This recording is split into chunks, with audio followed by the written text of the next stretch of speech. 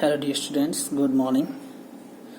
असली जो आज का हमारा टॉपिक है eating for weight controls a healthy weight, the pitfalls of dieting, food intolerance and food myths.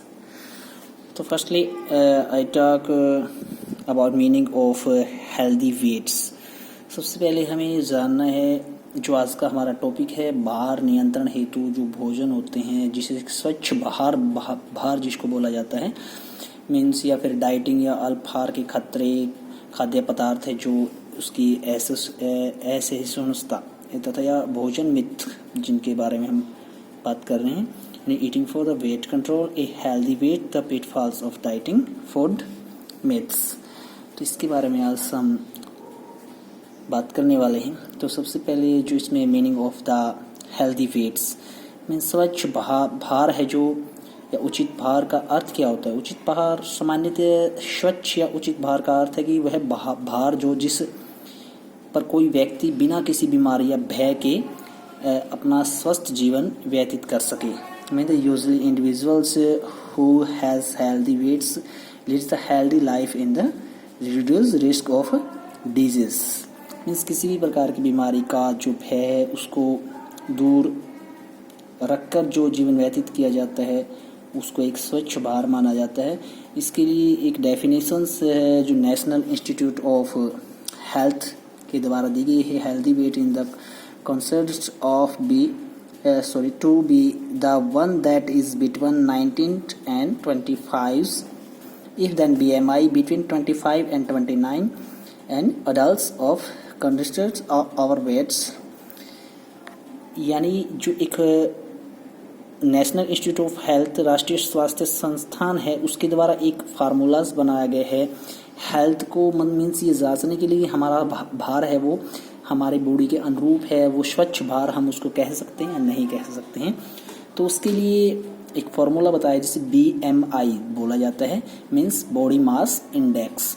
जो BMI है हमारा वो 25 से 29 के बीच में जिस किसी भी वयस्क व्यक्ति का आता है वो एक स्वच्छ भार माना जाता है। तो इसी के बारे में एक टेबल दी गई है, यानी method of know healthy weights through the height and weights, यानी हाइट एंड वेट के अनुरूप ये टेबल दी गई है। इसके अकॉर्डिंग जो भी BMI हमारी आती है उसके अनुरूप इस टेबल के अकॉर्डिंग भी हम उसको जांच सकते हैं। या फिर एक मेथड ऑफ कैलकुलेटिंग BMI, एक मेथड है BMI बॉडी मास इंडेक्स मापने का, तो उसके थ्रू भी हम BMI जांच के हम अपनी इसके बारे में पता कर सकते हैं BMI का। तो उसके लिए जो method of calculating BMI, if you want know your body mass index then divide your body weights in kg by your height in metres square wise. Means आपका जो बॉडी भार, शरीर का भार है उसको आप करेंगे kg में, किलोग्राम में अपने आप वेट करेंगे। उसके बाद आप जो आपकी हाइट है वो मीटर में और उसको मीटर स्क्वायर करेंगे। तो उसी तरह से एक फार्मूला दिया गया है BMI का, बॉडी मास इंडेक्स का, weight in kg, height in metre square. तो उसके अकॉर्डिंग ही हम इस फार्मूले को अप्लाई करेंगे। मीन्स हमारी बॉडी का वेट करेंगे और हमारी हाइट को मीटर में मापेंगे और उसके बाद इस फार्मूले के थ्रू उसको मापेंगे।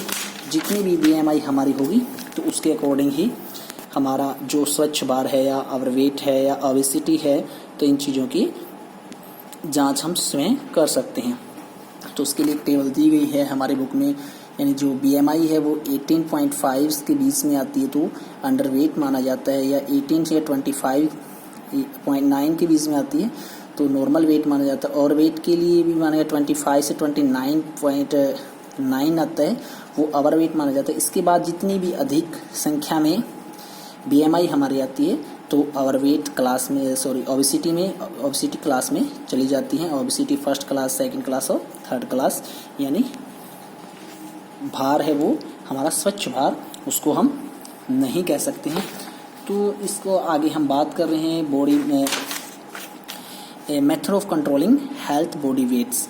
जो बॉडी वेट्स को कंट्रोल करने के लिए हम किस किस तरह के प्रयोग कर सकते हैं तो उनके बारे में हम बात करेंगे। यानी सबसे पहले है जो set and appropriate goals, lay stress and health, non-weight active lifestyle, cut your calories तो मीन्स दूसरे इसमें बताया जाता है उचित लक्ष्य निर्धारित करें, शरीर के भार को कम करने के लिए उचित निश्चित करें हमें कितनी डाइट लेनी है, हमें कितनी एक्सरसाइज करनी है। अकॉर्डिंग टू हम जितना भी वर्क करते हैं, जिस तरह का हम वर्क करते हैं और वर्क हार्ड करते हैं उसके अकॉर्डिंग ही हम कितनी कैलोरीज यूज़ कर सकते हैं, उसके अकॉर्डिंग ही हमें हमारा जो भोजन है वो ग्रहण करना चाहिए।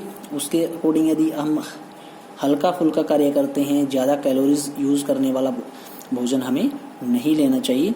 तो यानी हमें less tension health on not weights, भार की अपेक्षा में हमारे स्वास्थ्य पर बल देना चाहिए। कैलोरीज की मात्रा वो कम लेनी चाहिए। एक्टिव लाइफस्टाइल यानी सक्रिय जीवन शैली हमें जीनी चाहिए। जो ब्रिंग आउट ऑफ स्पोर्ट्स, इसमें जो एक हमारा है ब्रिंग आउट ऑफ स्पोर्ट यानी हमें किसी की सहायता लेनी चाहिए। इसके लिए हम भार को कम बनाए रख सकते हैं। इसके लिए हम किसी व्यक्ति की यानी किसी कोच या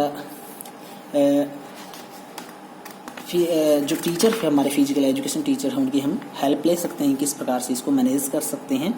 यानी जो योगिक व्यायाम है, वो योगिक एक्सरसाइज है, and avoid the fatty foods है, जो वसा युक्त भोजन है उससे हमें बचना चाहिए। Avoid the junk and fast food, जो जंक फास्ट फूड हैं उनसे हमें बचना चाहिए। तो इसी प्रकार से अधिक है। नेक्स्ट में आपको अवॉइड आवर ईटिंग्स, अधिक हमें नहीं खाना चाहिए। डोंट ईटिंग फ्रीक्वेंटली, हमें बार बार हमें नहीं खाना चाहिए।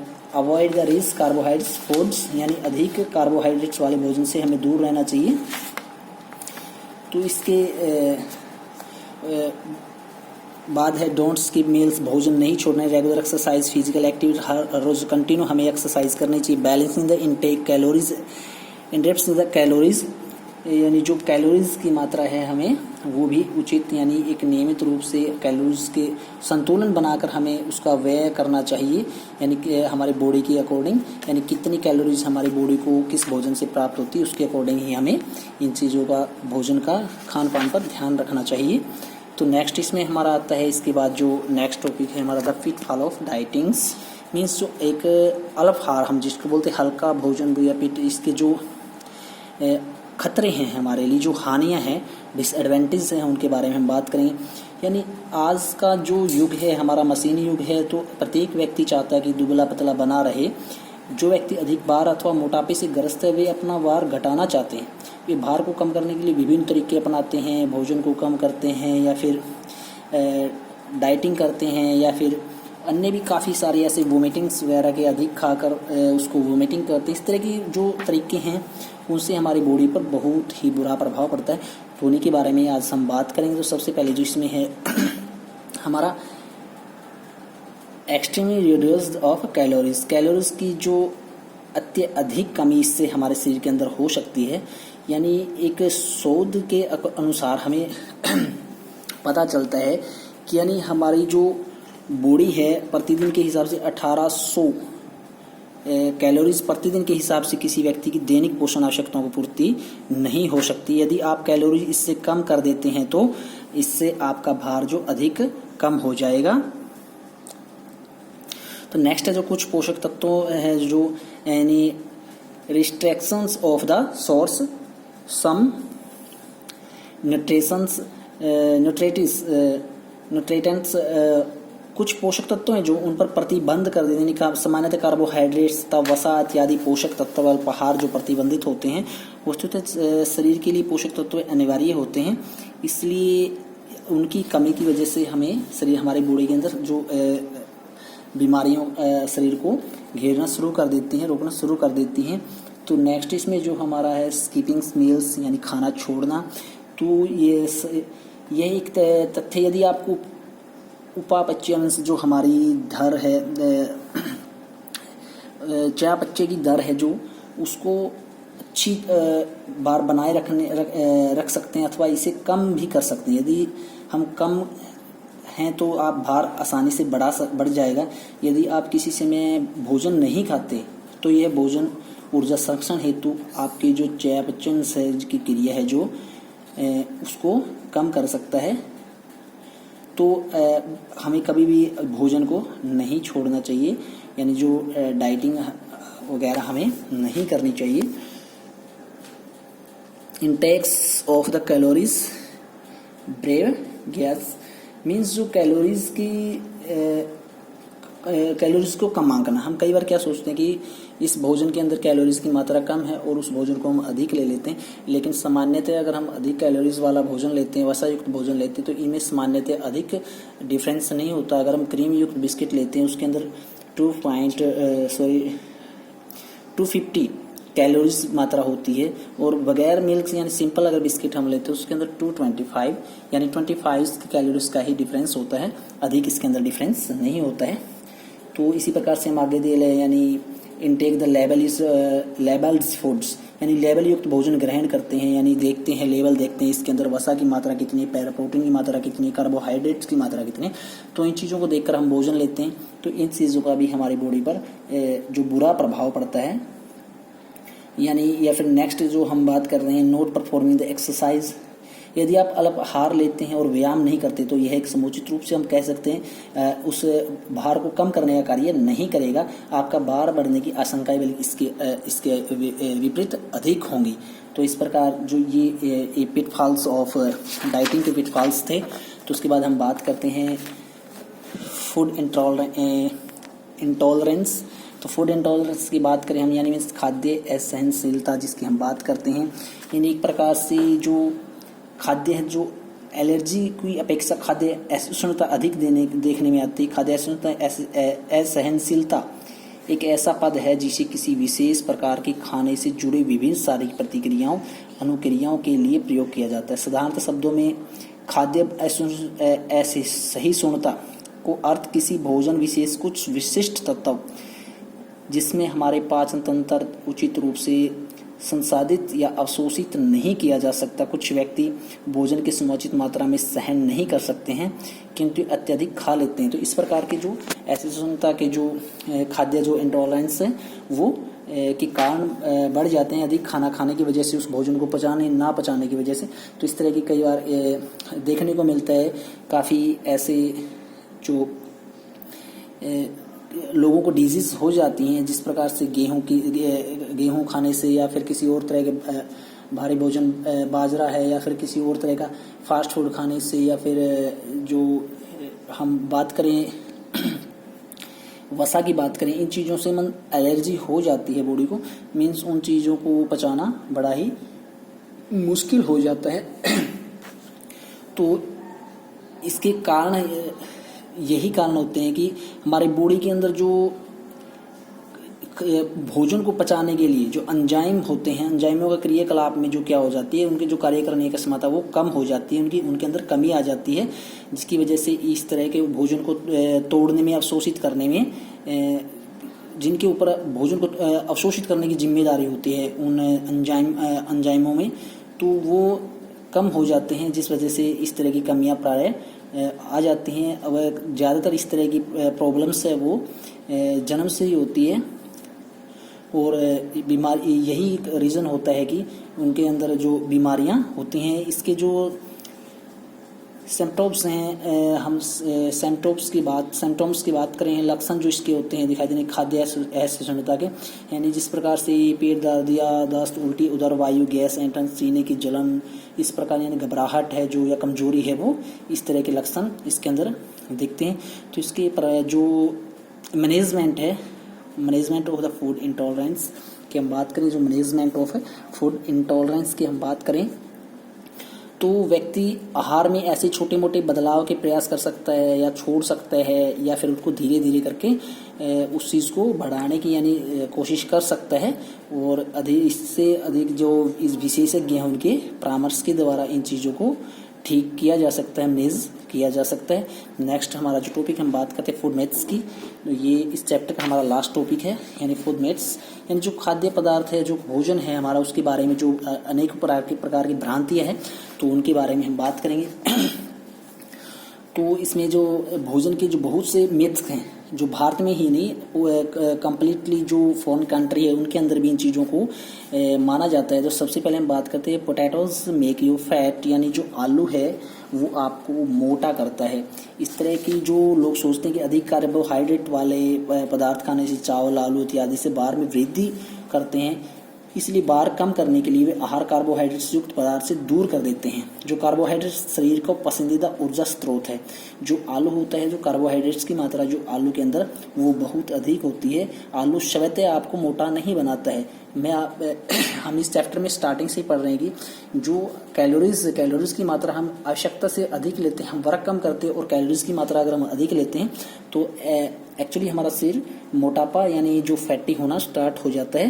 तो ये एक भ्रांति है कि आलू खाने से मोटापा अधिक आता है, मोटे होते हैं, यानी आलू मोटापे में वृद्धि करते हैं। तो एक प्रकार से एक मिथ्स है। तो नेक्स्ट है जो हमारा इसका यानी जो fat free products will help you in losing weight. Mean जो एक फैट से फ्री मीन्स जो बगैर किसी वसा के पदार्थ हैं, वसा रहित जो पदार्थ हैं, आपके भार को कम करने में सहायता करेंगे।